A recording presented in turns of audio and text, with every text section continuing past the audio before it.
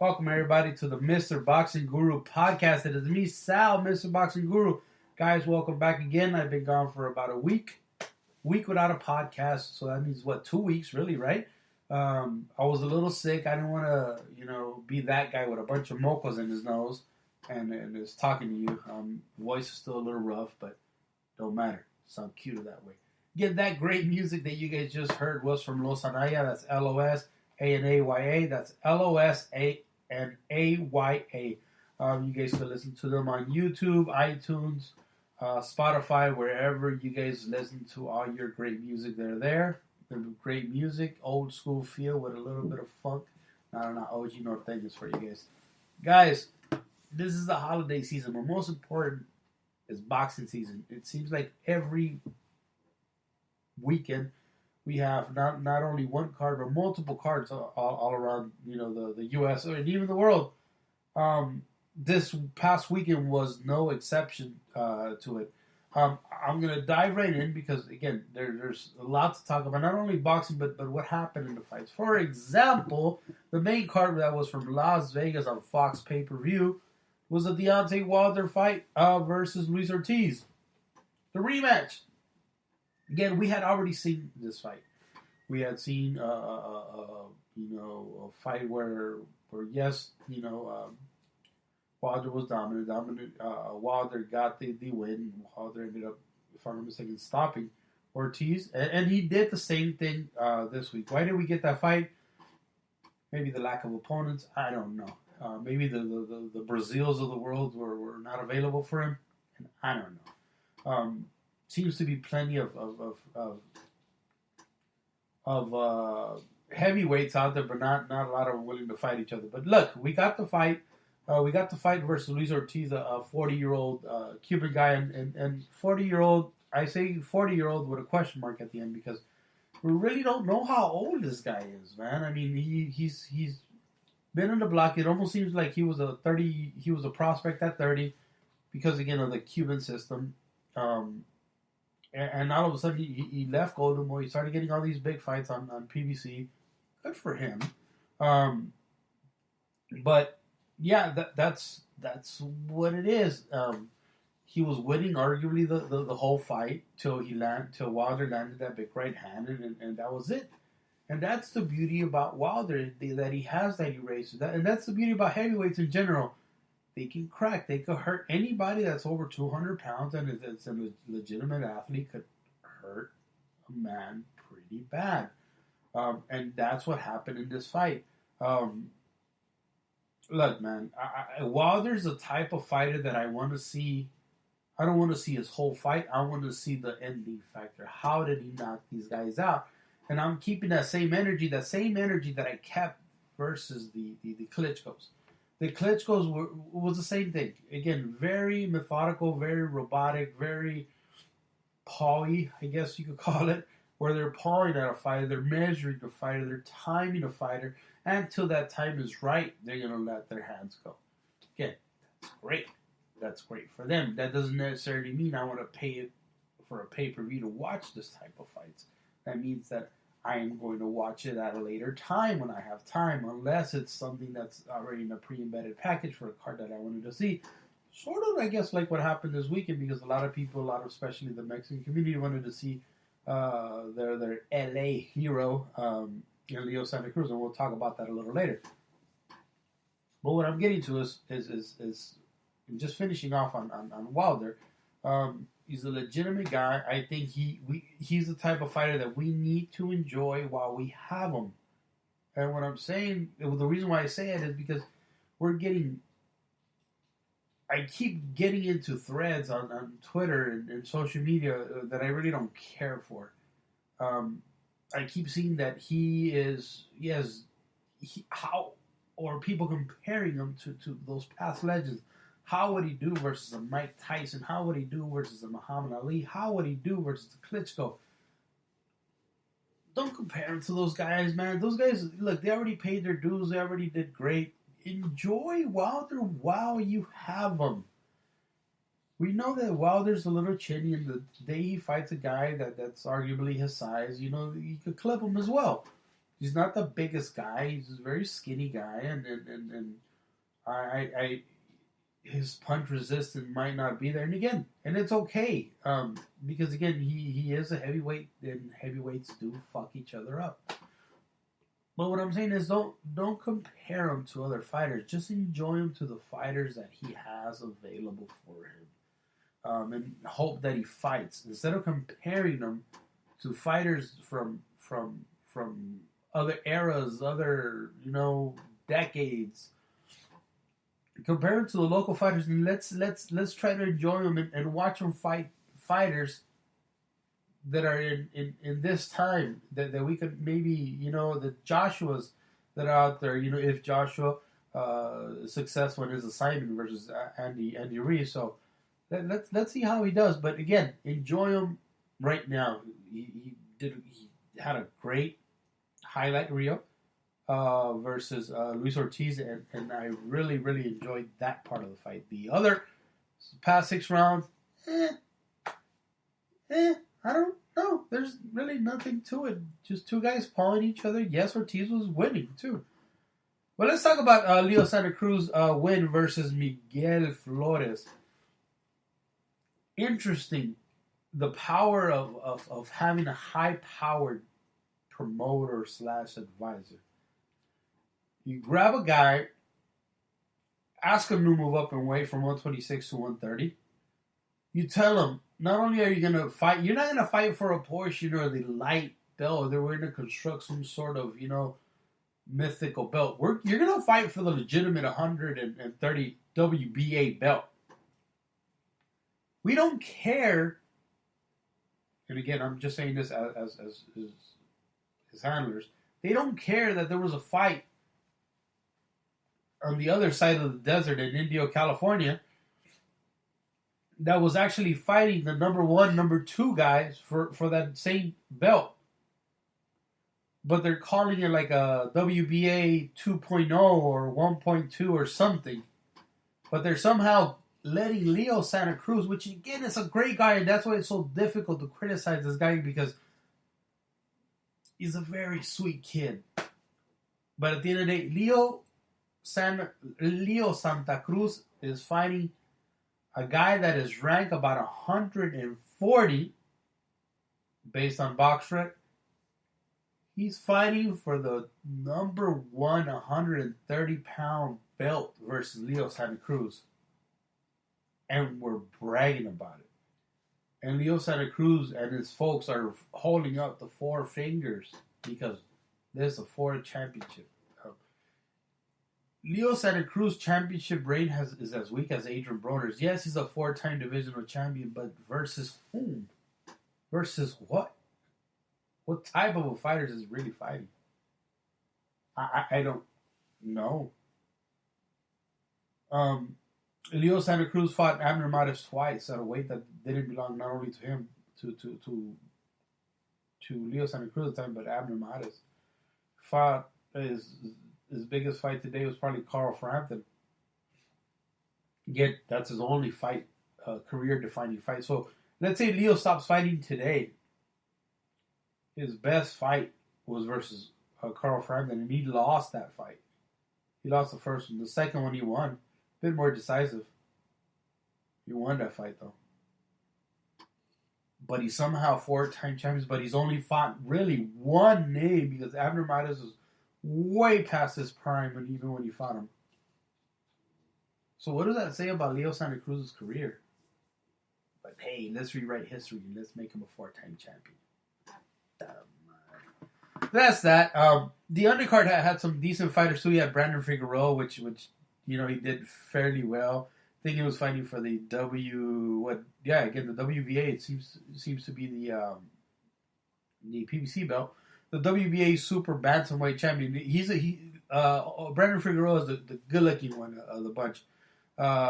He has another brother, another Figueroa, is a little older. He's the guy that likes to drink a lot. He was caught in multiple DUIs already. So, guy that he had monster power. Went up from 135 to 140 because he couldn't make the weight. Ended up at 147. Ended up fighting guys that were way bigger than him. And I believe he got stopped or lost the last fight. Not sure, but he was way overmatched and oversized. So, and not because he just got fat. He was on that guru diet. So, anyways, Brandon Figueroa, good kid. I can't wait. I really like him. I think kid's a stud, and I really would like to see his career keep going. But the thing is, with guys like Brandon Figueroa, again, another guy that we need to enjoy while we have this style of fighting is very brute.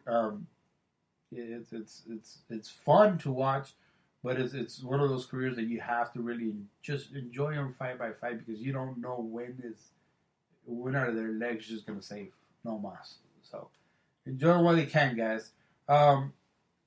As far as that goes, this was on in Las Vegas in the MGM Grand.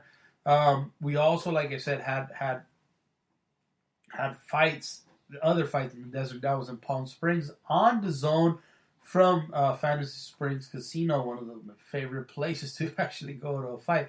And on that fight, we saw again another rematch.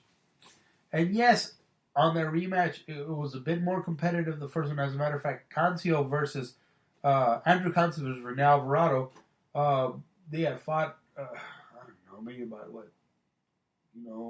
4 years ago, if I'm not mistaken. They had fought 126 pounds. Again, these are both guys that have been beaten by Jojo Diaz. Doesn't matter. Again, that's why I always say, I don't care if you lost, is what you do after your loss. They both managed to put themselves in a good spot. Sorry about that. I had a cough there. They put themselves in a good spot to actually fight for a belt. Rene Alvarado fought his way up the rankings the hard way, the old way. He's one of those fighters that not necessarily the prettiest guy in the world. Not only aesthetically, but his style. Just throws a lot of punches. Doesn't look very nice, but again, very, very effective. And Cancio had already known about that because he had already fought him. He was able to catch him at a certain point in his first fight, and he was able to stop him. This fight, Rene Alvarado came in and almost made Andrew Cancio look amateurish, because not amateurs, but just outclassed from the very beginning. The first round was just brutal, and then the second round, it seems like Cancio did not have legs on him. So that was just odd. But it was, again, great back and forth fight, and they went and through. But again, it at a certain point, it almost seemed one-sided, and seemed like he did. And Andrew Cancio did not have any type of legs behind him. And I'll be honest with you, for the first time, I was, and I don't know if it's because we've seen all these deaths in boxing, but I was almost a little scared for him. Like, you know what? Let's just stop the fight, because I would hate for an accident to happen. And again, I'll be the first one to tell you, I'm not the most empathetic guy out there, but something about his legs didn't seem right, and I'm glad they stopped the fight. Look, man, they take your belt, fuck the belt. They take your life, that's a completely different story. And hope Andrew Cancio bounces back. There's plenty of fights at 130 pounds. They don't necessarily have to be for a belt, or even if they are for a belt.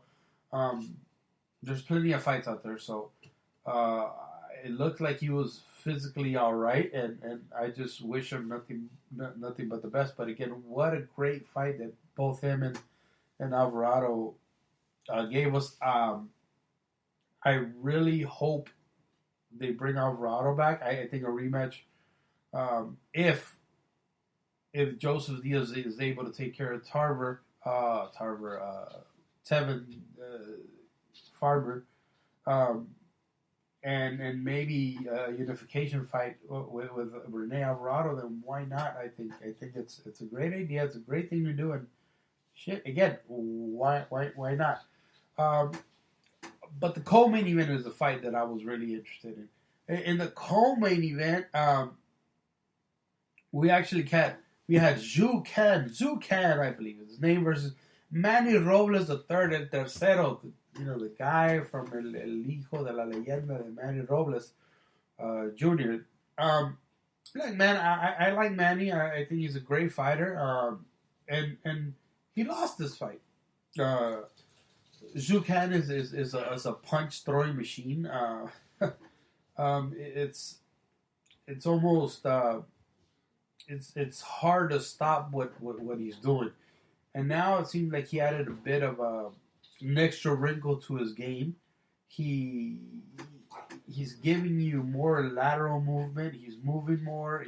But at the same time he doesn't stop throwing punches. If I'm not mistaken, I think he broke another record where he threw over 1,500 punches. Um, how do you counter that? If you're a guy like Manny Robles, and again, you're not the strongest guy in the world, so you're not recognized for your power. You have enough power to keep you honest, but not necessarily the strongest guy out there. How do you keep this guy? How do you counter that? So, Shukan or Kanzu never let him punch, because what Manny was trying to do was punch in between those Shukan combinations.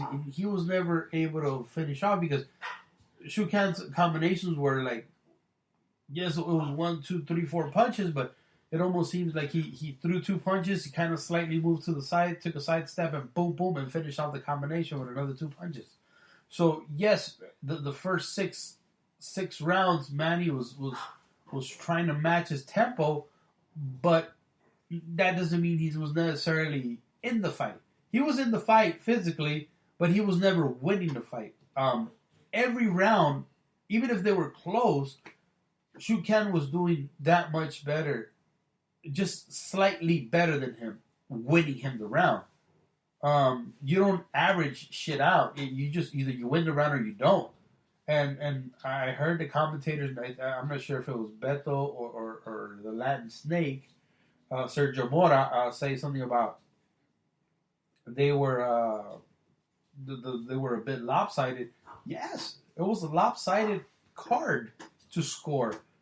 I gave Manny 1 round again, and I'm not saying again Manny was out of the fight. He was in the fight almost every round. You know, again with the later part of the fight, maybe he wasn't. Maybe 9, 10, 11th, 12th round he wasn't, but it was a fairly even fight. But again, Shukan was that much better than him on every round. So it was. I know on the scorecards, 120. What was it, 108 or whatever it was, the card seemed like a disrespect to Manny, but no, I don't think it was. I don't think Manny won many rounds, and again, nothing against Manny, but really didn't win many rounds. He was in the fight. He didn't get outclassed, but he did get beat. What's next for Manny? Look, Manny. I think Manny showed us that he can be a champion. He has the ability to be in there with a world champion like Zhu can. So I think his time will come. Hopefully sooner than later, because this one he already fought for a belt and he did fairly well. Let's see what else he can do. So hopefully they continue with that path. I don't think he should be discouraged. I think on the contrary, this was a great learning experience, because I think he actually learned that he needs to step his game a little more. Maybe his conditioning wasn't right. Again, not sure, but he did not get outclassed. I can honestly, I'm proud of him and his team. So yeah, shout out to Manny Robles, but Shukan, man, I can't wait to see him again. I'm a fan of this kid. Can't wait to see him fight again and love it. I just love it. Quick preview for next week. We have fights at the Cosmopolitan, Las Vegas. It's a fun little venue, sort of like a little Velasco, maybe a little bit bigger, but again, same vibes in there. We have Oscar Valdez versus Andrew Gutierrez. Good fight. I think it looks better on paper than it really is. I think again, after that jaw snapping of Valdez, I think we're still in a reinvention of Valdez. So we're waiting to see how good he can do with the Reynosos, and I think they're doing a good job with him. They're teaching him how to create angles, how to create distance, how to just not bum rush everything like he used to, and I think they're doing a good job. It's not his style, but I think due to the fact that he had his mouth busted, I think it's it's a good strategy. Hopefully, they add a couple of years to his career, and we have Oscar Valdez for a while. Again, in that same card, we have Carl Frampton fighting Tyler McCreary or something like that. I think based on what we have here, it's apparent what they're trying to do. I think eventually they will match these two. I really hope they match these two, and not what I'm thinking, because I think Valdez versus Frampton eventually will be a great fight. I had heard something about Frampton fighting Jamal Herring on I forgot what date, like early next year, on St. Patrick's Day. I'm sorry, or something like that in New York. I don't like that card. I don't like that fight for Frampton. I think it's I think Herring. I'm not saying he's too much, but he's just too big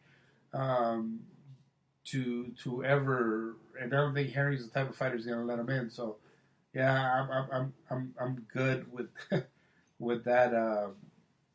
I'm good with that fight. I would much rather watch a Frampton. It always, to me, I don't care about belts or none of that stuff, but it almost seems like those styles make fights, and I think the style of Valdez versus the style of Frampton, I think it's fireworks all over. So I think I might be more mentally damaged thinking about his jaw than Valdez himself, because he seems to be doing great. Same undercard, Carlos Adames. I think that's the guy from Robert Garcia's gym, and he thinks soon to be Adidas fighter. Not sure if I'm over opening my mouth, but I think he is. Another guy that I like watching fight is Arnold Barboza. Good fighter out of Southern California, El Monte, to be specific. Good fighter. Couple of months ago, or maybe about a year ago, I saw him retire Mike Alvarado. Mike Alvarado, of course, from his wars with Brandon Rio. So he did really good. I think the wrinkles that he has to his games are very special. I think he's a good fighter, and I think he's the best kept secret from Top Rank as far as fighters from Southern California. As far as the week goes, I think that is it. One thing that I do like doing it is what I tell you guys, I like to do the Ask Guru section. So I'm gonna try to see what you get. I did a couple of them. I did on my Mr. Boxing Guru account on Twitter, and I did one on my Mr. Boxing Guru podcast one that I rarely use, but I think I need to start using it a bit more. So let's go for let me read a couple of these. So Pound for Pound Vic asks. Let's see. Would you rather see Wilder versus AJ or Wilder versus Reese? That's a good question. Stylistically talking, I would like to see AJ versus Wilder. Again, AJ doesn't have an easy task in front of him. We'll see if it was a fluke. Well, I don't even want to call it a fluke. We'll see how he does. Is he able to bring his belts back or not? Versus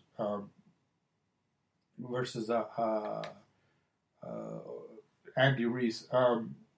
Rico, are you single? Cabron, you already know because estoy casado. I already told you no.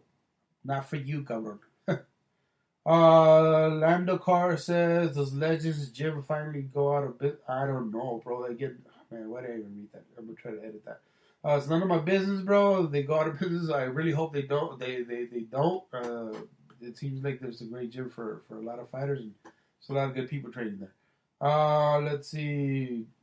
Hello, Boxing Meme says, does Wilder put grenades in his gloves before the fight? Look, if he had grenades, they would have exploded a lot sooner. For him to take that long versus an old man, it's I get it, but he timed them till he thought it was perfect. But again, remember how we used to say the Klitschos were boring, even if they knocked everybody out? Well, then here we are. Let's see. Boxing Bros. What's next for Pantera? Neri. Will he be champ again? Look, man, Banderas is a good guy, a strong guy, a beast of a guy, but if he doesn't make weight, they do this, they do that. Just go up and wait, man. You're only hurting yourself and your legacy. Look, if he doesn't make weight, he pops dirty. If he doesn't pop dirty, he doesn't make weight. He needs to pick a struggle like everybody else. Like you can't. It's like you can't be fat and ugly. Oh shit, that's me. But anyways, you guys get what I'm trying to say. I hope he goes up in weight, and the only bad thing about him going up in weight is that he doesn't fight in nowhere, and that's not a good thing. The Bully Squad asks, when are you having a roundtable for talking boxing soon, bro? So we'll do something soon for a big fight. Let me double check my other account. Let me see if there's anything there. Maybe I could kind of go through it. Let's see.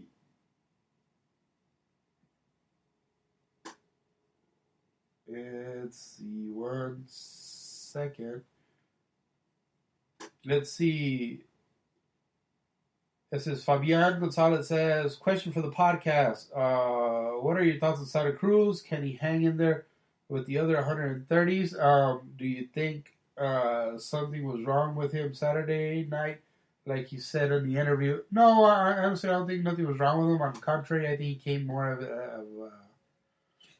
he had that extra 4 pounds in him, so he was able to move around a little faster. There's no time for excuses or any of that at this point. Look, as far as him at 130, the thing is, here's the thing with 130 pound division, it is completely stacked. We got Jamel Herring. We got who else do we have? We have so many guys that are at that weight that could. We got guys from Top Rank. Again, like I said, Herring, and then we got Berchelt. We just saw this past weekend. We just saw the Cancio versus Alvarado. So we got those two, even those two guys. So and then we got guys like Joseph Diaz. So there's Tevin Farmer. There's so many fights. There's so many champions, good champions at 130. And on top of champions, we have so many guys that are right beneath those champions that can beat the champions. So there's so many good fights at 130. The question is, will Leo take those fights? Leo has had the opportunity to fight guys at his weight class. What did he just do in this past weekend? He called two. He's at 130 pounds now. He called on 2 guys that are not on that weight class, while he knows that there's so many guys that are at that weight class that can fight him. He didn't say Herring. He didn't say Joseph Diaz. He didn't say Frampton. He didn't say Oscar Valdez. He didn't say Tarver. Tevin Farmer. He didn't say any of these fights. You know who he did say? He said Gary Russell Jr., a guy that's what, a 122, arguably 126 guy, 126 champ. He said Gervonta Davis, the guy that left 130 to 135. So what is that saying? Does he really want to fight those guys? Again, 130 is probably the best division in boxing right now. Leo Santa Cruz moved to it to still not fight anybody. What kind of shit is that, man? Let's see, what else we got? We got my boy, let's see, I'm going to just say his Instagram name, Nook Shioni. He says, was, and he's not a hardcore boxing fan. I know he's a fan, but he's not a hardcore boxing fan like some of you nerds.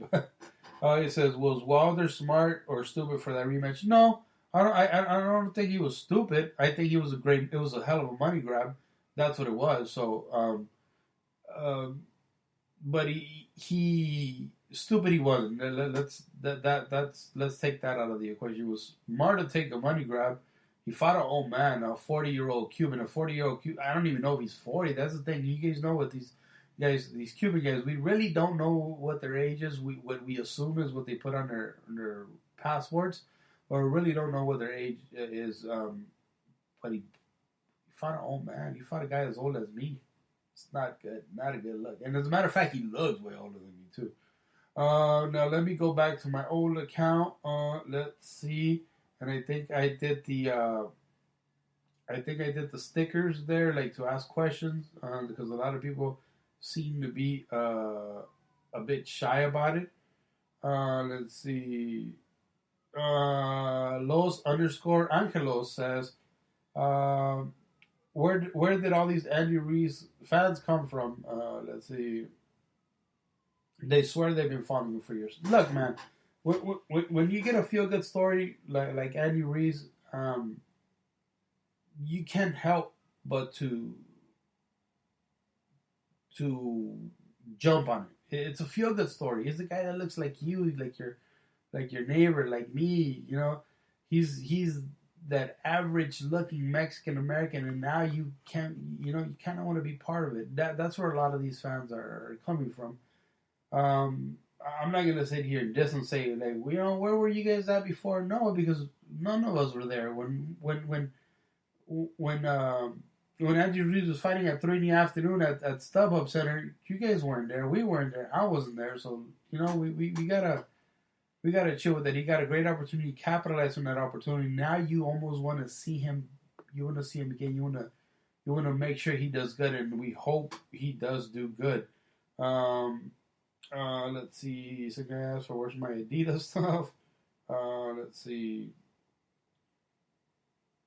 Let's see. And I think I see a lot of questions, but you know, mainly asking about tacos and if I'm a tacuache cuz, and all this stuff. But we're gonna leave it at that, guys. It was fun, like always. Like I said, I wanted to I wanted to do the podcast last week, but I couldn't again. I was coughing like crazy and whatnot, and you guys do not deserve to hear it. I hate hearing people coughing, and I don't wish that on anybody. Guys, like every Monday, and I'll try to continue to do it, actually having it ready for you on Tuesday. This has been the Mr. Boxing Guru podcast. Thank you, and see you guys later. Hasta luego. Bye-bye.